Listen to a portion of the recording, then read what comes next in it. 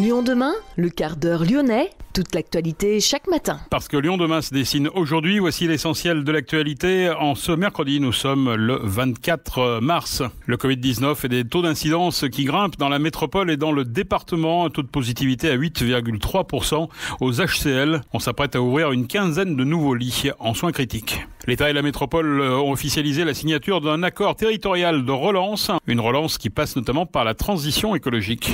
Nouvelle guerre interne à 3 mois des élections régionales. Les Républicains se payent le luxe d'une guerre fratricide à la tête de leur fédération. Attention, une action régionale des agriculteurs est prévue demain à Lyon. Évitez le secteur de la place Bellecour où on attend entre 200 et 300 tracteurs demain. Les 2 sculptures qui entouraient la statue équestre de la place Bellecour ont disparu. Elles sont arrivées au musée des Beaux-Arts, place des Terreaux. Explication dans le courant de cette édition. Que vont-elles devenir?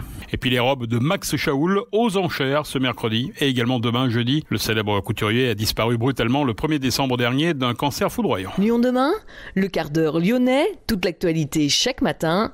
Gérald de Bouchon. Bonjour à tous et bienvenue dans ce quart d'heure lyonnais. Mais d'abord, cet homme qui a tiré à la carabine sur des dizaines d'oiseaux ces dernières semaines, en plein cœur de Lyon, au Brotteau. Il a tué au moins une trentaine de pigeons ramiers, également des bisets, des merles ou des corbeaux. La police, alertée par le voisinage, a pris l'affaire très au sérieux. Mais le tireur s'est montré plus prudent ces derniers temps, ne tirant plus dans la journée, mais seulement tôt le matin ou après 18h. L'association Dignité Animale, qui a porté plainte le 15 février, a remis des projectiles retrouvés sur le cadavre d'un pigeon au commissariat du 3e et du 6e arrondissement chargé de l'enquête. Le suspect a été finalement identifié et interpellé. Il aurait agi pour s'amuser, dit-il. Une affaire qui n'a pas vraiment fait rire les parents d'enfants dans cette résidence des Brotteaux. Les variants représentent désormais 93% des contaminations au Covid-19 dans le Rhône, dont 82% de variants britanniques. Les taux d'incidence atteignent 387 pour 100 000 dans la métropole, 383 pour 100 000 dans le département.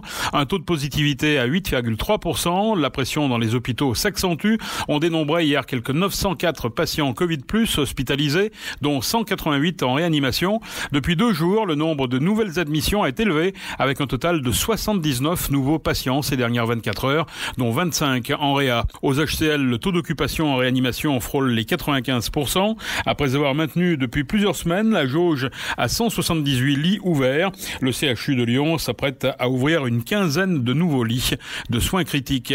35 vaccinodromes, des grands centres permettant de vacciner massivement, doivent être opérationnels dans les prochains jours en France. L'éco-organisme Cyclamed mobilise depuis sa création en 1993 les citoyens sur la nécessité de ramener les médicaments non utilisés, les MNU, en pharmacie pour des raisons sanitaires et environnementales. Les médicaments non utilisés et récupérés permettent d'éclairer et chauffer des logements ou établissements publics. La région Auvergne-Rhône-Alpes n'est pas bonne élève en la matière. 1141 tonnes de MNU ont été éliminées dans le respect de l'environnement en 2019, soit 143 grammes par habitant et par an, une baisse de 3% par rapport à 2018. Et la moyenne nationale est de 159 grammes par habitant et par an. Lyon demain, un site internet, du son, de l'image, un média complet pour les Lyonnais qui font avancer la ville. État et métropole de Lyon ont officialisé la signature d'un accord territorial de relance. Un accord portant sur 216 millions d'euros. Léo Ballery. En septembre 2020, un plan national de relance de 100 milliards d'euros a été annoncé. Cette semaine, un accord territorial de relance entre l'État et la métropole lyonnaise a été signé, annonçant plusieurs mesures axées sur la transition écologique, la compétitivité et la cohésion sociale. Pascal Mailloz, préfet de la région Auvergne-Rhône-Alpes, nous en dit plus sur le montant de ce plan et son utilité. Il était important que nous puissions, avec le président de la métropole, sceller un deuxième engagement qui porte sur 216 millions d'euros et qui nous permettra là aussi, dans les 2 ans qui viennent, notamment s'agissant de la transition écologique, de faire avancer plus rapidement un certain nombre de projets et de montrer tant aux entreprises qu'aux particuliers que le plan de relance est là pour améliorer leur vie quotidienne et pour montrer rapidement, dans les 2 ans qui viennent, les effets de ce plan d'accélération des projets. L'accord prévoit 3 axes d'application. Tout d'abord, la transition écologique qui se traduit par l'aide à la rénovation énergétique des bâtiments, à l'instar de 13 collèges métropolitains qui sera alloué 60 millions d'euros. La métropole prévoit également le développement des circuits courts ou encore de l'agriculture urbaine. En tout, c'est près de 104 millions d'euros qui seront consacrés à la transition écologique. Bruno Bernard, président de la métropole lyonnaise, nous en dit plus sur cet accord territorial. Nous, ça nous permet d'appuyer notre politique de relance, nos investissements qui sont importants, plus de 3,6 milliards d'euros prévus dans le mandat pour la métropole de Lyon. Et cette aide de l'État sur d'autres projets va nous permettre d'aller un peu plus loin, un peu plus vite. Je pense notamment pour la rénovation des collèges, la rénovation thermique des collèges qui ne sont pas toujours en bon état. On va pouvoir faire un peu plus dans les 2 ans qui viennent grâce à ce soutien de l'État, ce qui est donc une bonne chose. Autre axe prioritaire, celui de la compétitivité. Cela pourra se traduire entre autres par un soutien aux acteurs industriels à travers l'aide à la plateforme Lyon-Vallée de la chimie ou encore le recyclage de friches industrielles. Toujours dans l'axe de la compétitivité, la culture et l'innovation sont également à l'ordre du jour, la métropole voulant consacrer plus de 6,7 millions d'euros à la préservation du patrimoine public, historique et culturel. Enfin, le dernier aspect abordé est celui de la cohésion sociale, ayant de multiples objectifs tels que l'insertion professionnelle et l'emploi des jeunes, avec par exemple le soutien au plan national « Un jeune, une solution ». L'État et la métropole s'engagent également à favoriser la production de logements sociaux, y compris pour les étudiants. Bruno Bernard annonce la création de près de 6 000 logements sociaux par an. À 3 mois des élections régionales, les Républicains se payent le luxe d'une guerre fratricide à la tête de leur fédération du Rhône. Le 12 avril, les adhérents LR devront choisir entre 2 candidats. Le président sortant est maire Drieux-la-Pape, Alexandre Vincendet, 38 ans. Il était seul en lice en 2018 lors de la précédente désignation. Et Jérôme Morouge, 42 ans, c'est le maire de Pierre-Bénite, également conseiller régional. Jérôme Morouge qui refuse d'être présenté comme le candidat de Laurent Wauquiez. 2800 adhérents à jour de cotisation vont pouvoir en tout cas trancher et départager les 2 candidats le 12 avril prochain. Les régionales, le Parti radical de gauche officialise son soutien à la candidature de Najat Vallaud-Belkacem, Parti socialiste aux prochaines élections. Actuellement, le Parti radical de gauche a son propre groupe dans l'hémicycle à Confluence, avec 5 élus, dont Bernard Chavreau pour le Nouveau-Rhône et Ludivine Piantoni pour la métropole. L'IEP organise une semaine thématique dédiée à la lutte contre le racisme et l'antisémitisme, la SACRA.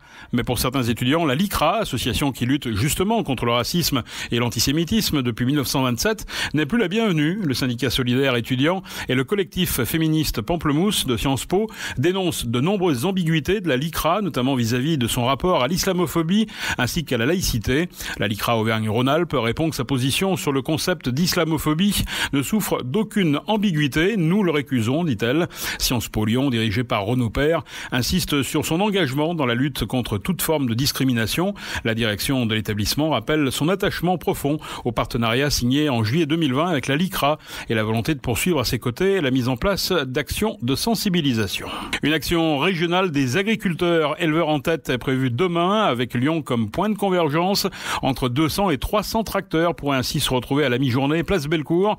Attention donc si vous devez vous déplacer demain dans le secteur, de fortes perturbations sont à prévoir. Au cœur des revendications à caractère national, la question d'une plus juste rémunération. Lyon demain, histoire lyonnaise. Les 2 sculptures qui entouraient la statue équestre de la place Bellecour sont arrivées au musée des Beaux-Arts. Place des terreaux, ces allégories du Rhône et de la Saône constituaient les œuvres d'art les plus anciennes de la place Bellecour. Mais leur parcours a été tumultueux, compliqué, comme nous l'explique Ludmila Virassa-Minaïken, conservateur des sculptures anciennes au Palais Saint-Pierre. Elles ont été réalisées pour orner le piédestal d'une statue équestre qui est datée du début du XVIIIe siècle, mais qui a été fondue à la Révolution et transformée en boulet de canon, on le sait. De manière exceptionnelle, le maire d'alors, en 1792, Louis Vité, les a fait mettre à l'abri dans l'atrium de l'hôtel de ville. Et c'est seulement en 1957 qu'Édouard Herriot décide de les adjoindre à un nouveau nouveau monument équestre qui a été réalisé en 1825 par François-Frédéric Lemot parce qu'il fallait vider l'atrium pour y réaliser des travaux de rénovation. Et donc c'était un assemblage entre des sculptures du premier quart du XVIIIe siècle et un monument équestre, lui, datant du début du XIXe siècle. Le Rhône et la Saône avaient été placés en 1957 par Édouard Herriot au pied de Louis XIV. Une aberration à plus d'un titre. D'abord, l'auteur, Lemot, de la statue équestre, réalisée en 1825,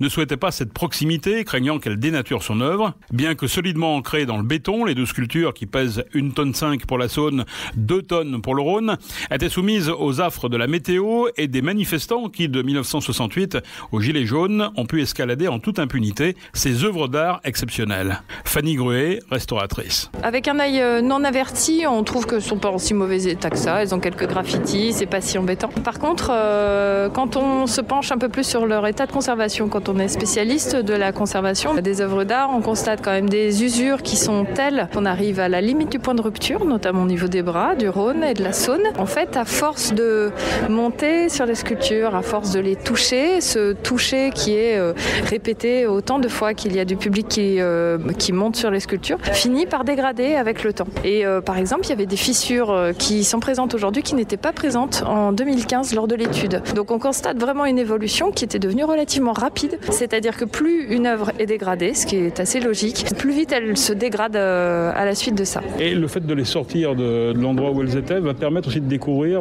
des morceaux de la statue, entre guillemets, qui n'étaient pas visibles, c'est ça ?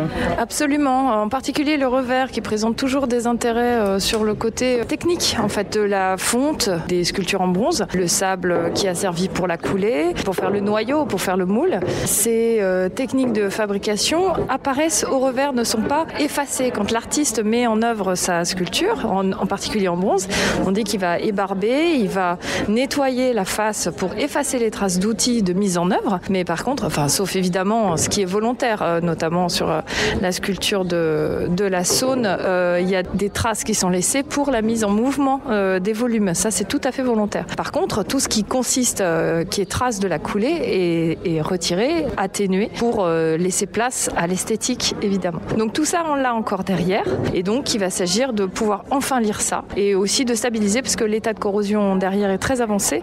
Et donc, cette matière originale était en train de se perdre. Les deux statues ont été réalisées par Nicolas et Guillaume Coustou, deux sculpteurs, deux frères originaires de Lyon.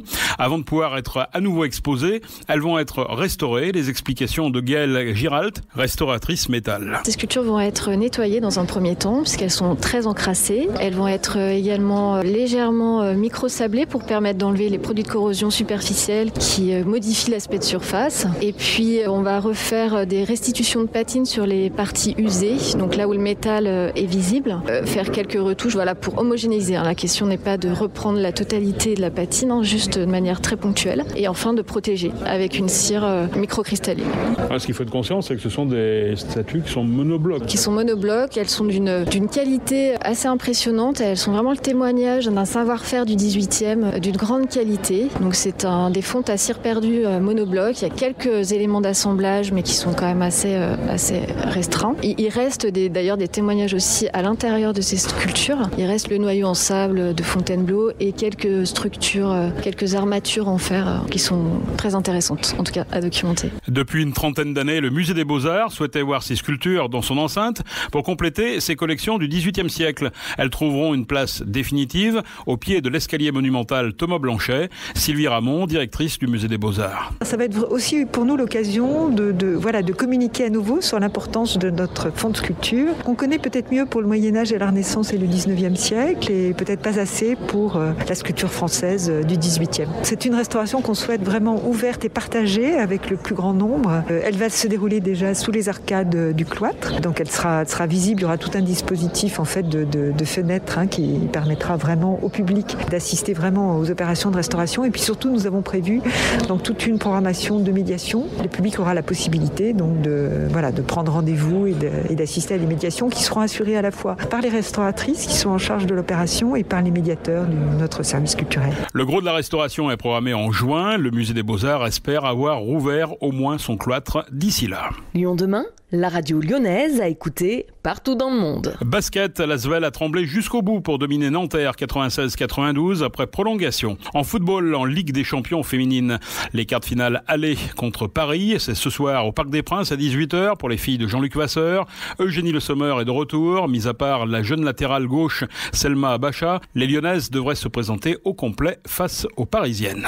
Et puis les robes de Max Chaoul aux enchères ce mercredi. Une centaine de robes de mariée sera dispersée en ligne ce mercredi, 60 provenant de sa boutique à Paris, rue des Saints-Pères, et une cinquantaine extraites de sa boutique du 2e arrondissement à Henner, rue François Dauphin.